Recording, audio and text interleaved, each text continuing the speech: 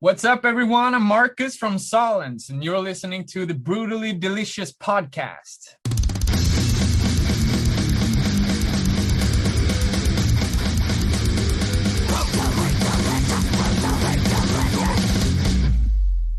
Oh, anyway, thanks for joining me. Of course. Glad to be here. What's it like over there in Sweden these days? Is it starting to open up? You starting to be able to get about your business? Yeah, it's a little bit weird because during this whole pandemic, we've practically had no limitations. We've had no quarantine or anything like that. But now, when everyone else is long, like I think almost everyone has had their second dose of vaccine in the US, Right. and a lot in the Europe and in the UK too. But here it's a little bit slower, so I'm still waiting on my second one right Oh, wow. now. Yeah, so it's a bit like we've had a freedom which has been very luxurious all this time, but now it's a bit slow, I think. But it's all good. Starting to open up, starting to get there. Have you gotten any shows lately? No, man, no. I mean, like I just booked my second shot right now, so I mean, like Gotcha. everything has been kind of like weird for us, Right. and it's been also like super weird because we haven't toured anything yet. Right. We haven't played any shows. We haven't done anything. We recorded our first album, dropped that in November 2019, and then the pandemic hit in 2020, and so we haven't played anything. Oh, you mean totally, not just since the Totally pandemic? nothing. Zero. Oh, wow. Nope. Nothing. Yeah. That's interesting. So what's it going to feel like when you're finally able to get back out there? Well, I talked to my friend about that today, and I was like, well, either it's gonna be like the craziest experience ever, and I'm gonna be totally fine, or I'm just gonna pass out in like 5 seconds. Right. I've never the excitement. like I've never heard anyone sing along to the lyrics in our song. So I mean, like it's just gonna be a mind-blowing experience, I think. Have you guys done any live streams or anything like that, or you just you've not played together? We did a quick one for Octane. We did a couple of weeks ago, but that was more like a produced one. Right. So I mean, like we haven't done anything like super spontaneous or like just in front of people or like on Zoom or on Twitch or anything like that. So no, nothing. That's crazy. Yeah, I know. Anyway, sorry, I went down a rabbit hole, and I often do. So Go for it. Let's talk about Deafening. It's due out, Yes, I believe it's due out September 10th. Is that correct? Yes, sir. So now that it's done, and was this the one that was done in 2009, just before the pandemic? No, so we released Brothers back in 2019. Okay. 2020, we released an album called Direction. And now we're releasing Deafening. And we're almost done with the fourth one too. So we have so much material. So I've got it.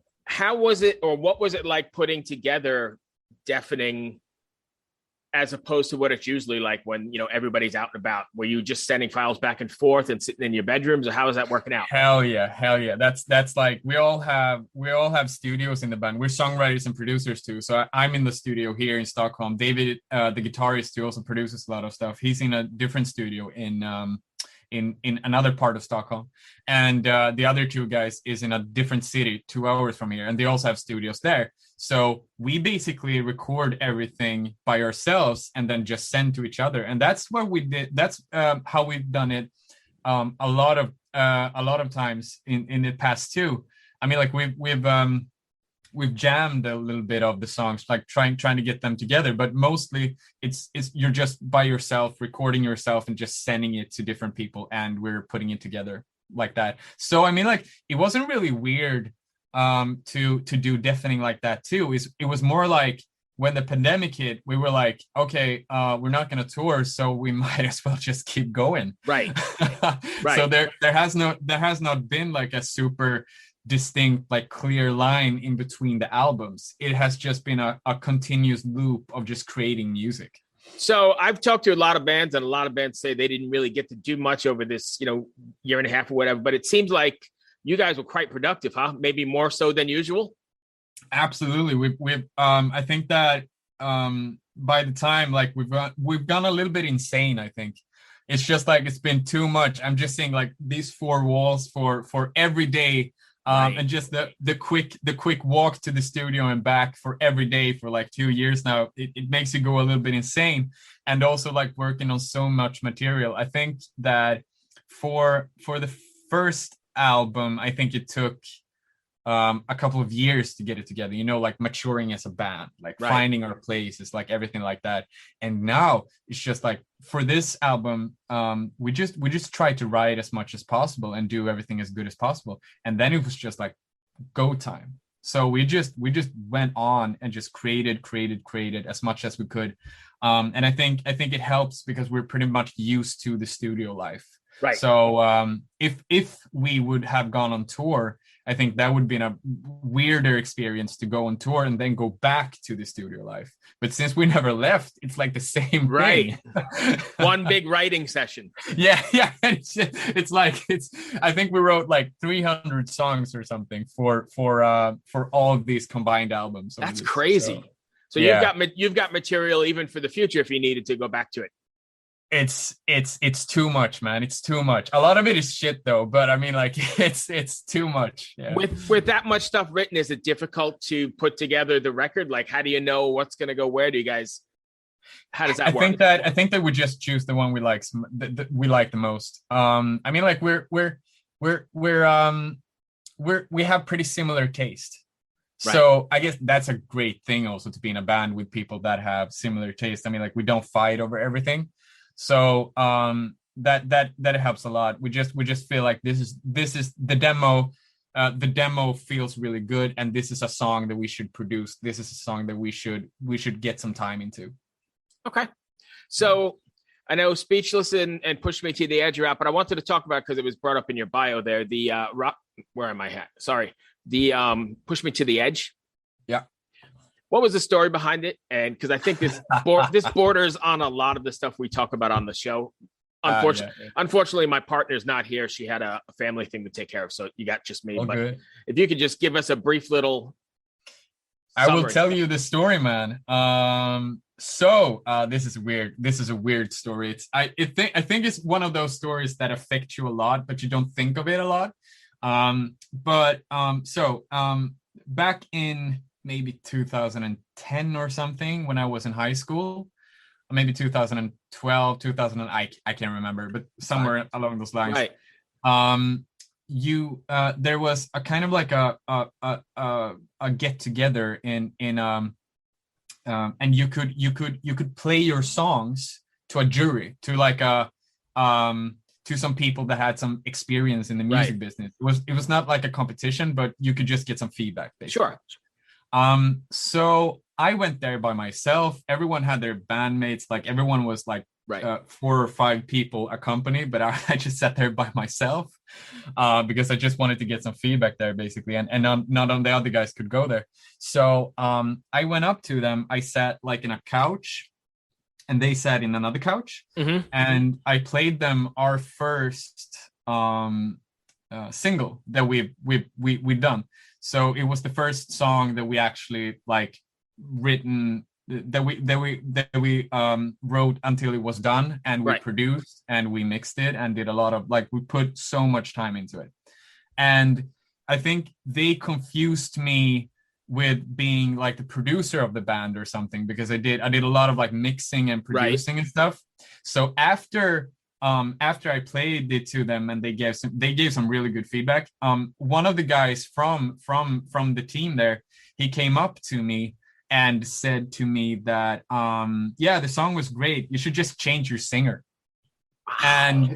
And he, because I don't think that he like understood that I was, it was you, right? It was me.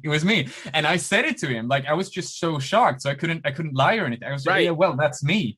And he's like, I can't remember his response. I've tried to think about it so much, but I can't remember it. But that was such a weird experience to be like that. I mean, like, that's really like the bottom of the bottom. I mean, like, just like, you should change that thing. Right. Change, because that will that will not work. Right. Yeah. Right. Yeah. And that is basically where it all came from. I think that just like proving someone wrong, and a bit like proving yourself wrong too, because I feel like that made me work so hard and made me develop myself so much as a singer, just because I didn't like, there was also this kind of insecurity inside of me that every time I was recording or singing live or trying something, I always had that little bit of like insecurity in me. Mm-hmm. So I think that made me work so hard and realize that if you work that hard, nothing is impossible. I mean, like, Sure. I wouldn't change myself today, maybe a couple of years ago, but I mean, Right. like, yeah. No, because I know this got nothing to do with the record, but I think we're all built on, our past experiences and, Mm. what you've gone through. So, and it comes out in your art, and I mean, it's just part of life, right? You can't change that out. You'd be a Yeah, I different. think so. And yeah, and also we're kind of like, I think the whole band is just like driven by motivation and encouragement. I think that we just like hard work. I think all of us, we're like, we see music production, music making as kind of like a training, like an athlete would do maybe. Right. Like we think that the more hours we put into the songs, the more things we can do, the more work we put into it, the better we become. Like we're not aiming for taking chances, or like we're just trying to train as much as we Right. can and get better. And I think that kind of like motivation thing is also really helpful in this sense. And that's what we're driven Right. by. So if you're working on them and working on them and working on them, how do you come to a point where or is it difficult coming to a point where saying, all right, I'm done, I'm putting my baby out in the world? Yeah, that's why the first album took so long. I think that when we started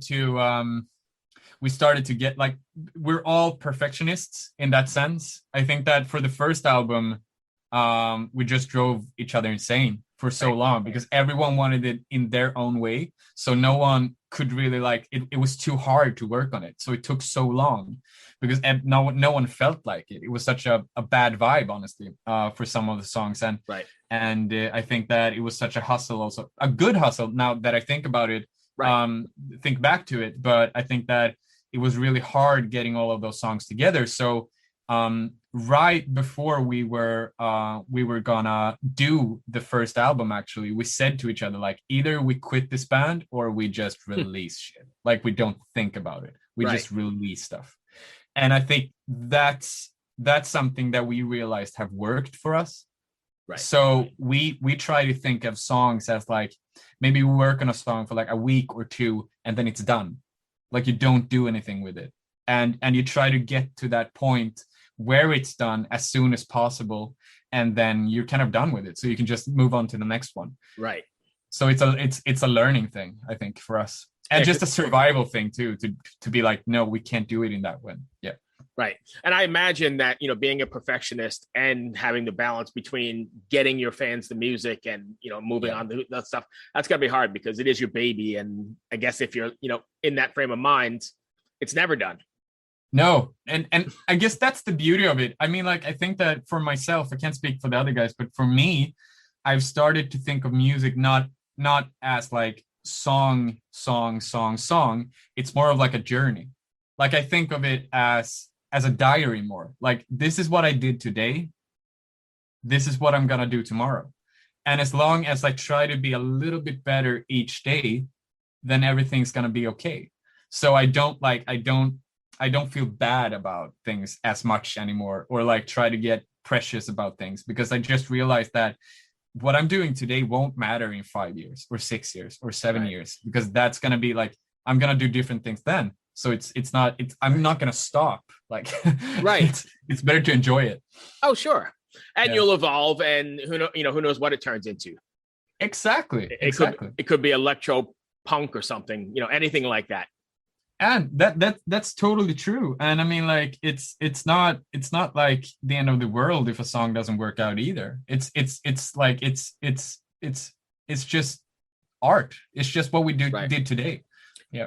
So let me ask you a question then. So if you're on your fourth record or close to your fourth release, do you worry about writing the same record over and over again? Do you ever think about Oh yeah. But we're gonna do that. Like, we're gonna do it, well, and we're gonna do it too. Proud. Yeah. Right. Yeah. That's what we're gonna do.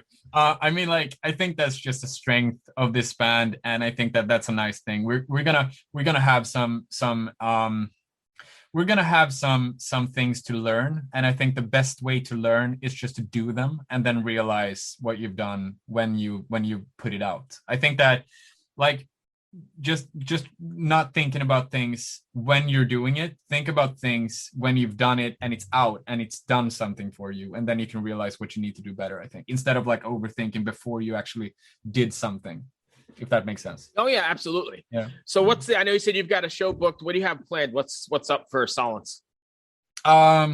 I mean, like right now, it's probably like just releasing this album, the Deafening album, in a couple of weeks, or in actually 1.5 weeks. Yeah, That's I'm looking crazy. at the calendar. Yep. Hasn't the summer flown by so quickly? I can't even like. Holy shit! I mean, like that's the thing. Otherwise, stay in the studio for the last couple of months now. After that, it's probably some 2022 is probably going to be a lot of touring, a lot of touring. Man, I hope you're right. I hope it's all back to normal and everybody gets to do their thing. Yeah, I hope so too. Yeah. That ran out my list. Do I have anything that do we need to cover anything that I missed? No, man. I just enjoy this. Really nice talking to you. Yeah, thank you. Usually my partner's here and we kind of keep it real casual. I know we went down a couple rabbit holes, but I don't. Rabbit holes are the best, right? Yeah, I don't like to script it. I figured we'd just talk, and we mentioned the album and everything else that comes out on 9/10 for those listening. Totally. And it's called Deafening, and they can find it 2 singles, Speechless and Push Me to the Edge, online somewhere, YouTube, Bandcamp, that kind of stuff. Yes, sir. You can find them. You can find them on Spotify, on YouTube, on Apple Music, or on SoundCloud, or whatever you choose. You can Google it. You can do whatever. Okay, and you just dropped your website, Solence. No, we haven't gotten any websites. We're just strictly Facebook and Instagram. All right, so let's drop those links then for the people out there. Yep. Let's do it. You want to give them to us? I just search Solence on YouTube or Instagram, and then you got it. Yeah. Perfect. That'll work. Absolutely perfect. Before we go, I've got 2 things for you. One, you seem to have a sense of humor. Yep. And so usually, I kind of read the artist and do whatever, but we've got a little segment on here. Absolutely ridiculous interview questions that we've collected over the years of doing this. Go for it. It's got nothing to do with anything. And I'm going to warn you, they're completely ridiculous, but I didn't make them up. We're going to do 3. It'll give us a good laugh and give your fans a chance to check the other side. Absolutely fantastic. Let's go. All right. So you ready? Is a hot dog a sandwich? No, absolutely not. And why don't though? Like that's a thing. Like no, absolutely not. But why though? What's your definition of a sandwich? Isn't it meat between 2 slices of bread? Yeah, but it's linked in the bottom, and it's not a thing. Like it's supposed to be 2 different slices of bread and then it's something in between. You know what I mean? So you're saying that little tiny bread hinge is going to discourage. It's going to say you can't be a sandwich. No, of course not. Man. What, man? Come on. What are you even like? Are you? What side are you on? I don't know what side. I'm probably just gonna pick the opposite side of you to fuck with yourself. Yeah, that sounds great. Yeah. All right, you ready? Is cereal considered a soup? Well, cereal, you didn't mention the milk. You just mentioned the cereal. So no, it's just dry fucking things. I guess yeah. But is it only cereal then if you put it in milk? It can't be cereal in the box? I think that, no, it's cereal when it's in the box. When it gets into the milk, it's a soup. Wow, that's interesting. Okay. Yeah, yeah. When it gets into the milk, it's a soup. Okay. Yeah. You know what? Yeah. You got me. I can't even argue that one. So you might have it. But it's cereal in the box. So before you combine it with the milk, then it's not like that's not a soup. It doesn't contain any liquid. Right. All right. I'll go with you there. You stumped me actually, so I can't even go any further than that. The IQ here is it's mind blowing. Yeah. Are you good for one more? Oh, shoot. What are your thoughts? What are your thoughts on lawn gnomes? What is that? Those little things that look like gnomes they put in their gardens. You guys don't do that over there? No, we don't do that. But that's my thought is probably don't do it. I don't have it, but there's a thing where people put these little gnomes in their garden. Is that what you do? Like, are those some kind of like Irish thing, or is it more of like I can see in my head? I think like green things. I don't know why. Well, yeah, like green pants and a red hat. Just like people put gnomes on their Google it when we get off here. Yeah, I will Google garden it. gnomes. I will say right now that you can spend your money on more better things. Probably like cereal and soup. Right. Yeah. Is this all right? I got one more for you. Oh, sure. This is great. All right. So actually maybe I have two more because I've got about 8 minutes left before we go to the next one. What are the two things you could do back to back? Well, let's rephrase this. What are the two things you can do that when done back to back will give you the greatest disgust from somebody? Disgust? Or whatever. Let's see. I'm trying to find the exact, I lost it here. What can I do? Here we go. Ready? Let me rephrase it. What two totally normal things become really weird if you do them back to back? Sorry. I have no idea, man. That's really weird. What two normal things does become really weird when you do them back to back? I have no idea, man. I'm out of imagination here. All right, so I've got you now. You got me. Yeah, you got me. All right, so That's here's crazy. Ready? Here is the last one. Yep. While you're sitting in your quarantine or you're locked down in your studio, you're by yourself, a penguin walks through the door wearing a sombrero. What does he say and why is he here? I've come to rescue you. That's what he says. And he's going to bring me to the promised land. That's what's going to happen. Beautiful. Yeah. I hope that wasn't too bad. I like to throw in some laughs at the end. Oh, that's great. That's great. You tricked me with the third one. Or the fourth one. I'm gonna think of that all evening now. I'm just gonna think about like two normal things that you can do. I'll think about like swimming and then do something. I can't like, try it like. Well, while you're thinking of that, go look up garden gnomes. It's a thing. Yeah. That's what I'm gonna take from this interview. I'm gonna be frustrated for my answers, and I'm gonna think about garden gnomes. That's gonna happen. I bet that's never happened to you before, right? Never. This is first. Excellent. Great. Love this. I like to get a few laughs. Everybody needs them, especially myself. So that's fun. Of course, every time, man. Every time. It's supposed to be fun. That's what I am all about. Music should be fun. It should be good, and you should just enjoy life, right? I agree. That's perfect, my friend. Thanks for taking the time. Thanks for playing along. Thank you. This was really fun. Good. I'm glad you enjoyed it. I'm about 2 weeks out, so. Hello out there. Yes, hello out there, everyone. I'm Hal Schwartz. And I'm Flynn McLean. Together, we host None But the Brave, a podcast dedicated to the music and career of Bruce Springsteen. Bruce and E Street Band are on tour right now for the first time in 6 years, and we're taking a detailed look at what's happening on stage in our bi-weekly episodes. We've also been recently joined by some very exciting guests, including rock journalist Warren Zanes and Stephen Hayden, Backstreet's Magazine founder Charles Cross, and Barstool's Kirk Minahan. If you're a diehard Springsteen fan, this is the show for you. So please subscribe to None But the Brave on your favorite podcasting platform, and we hope to see you further on up the road. Thank you so much. We'll be seeing you.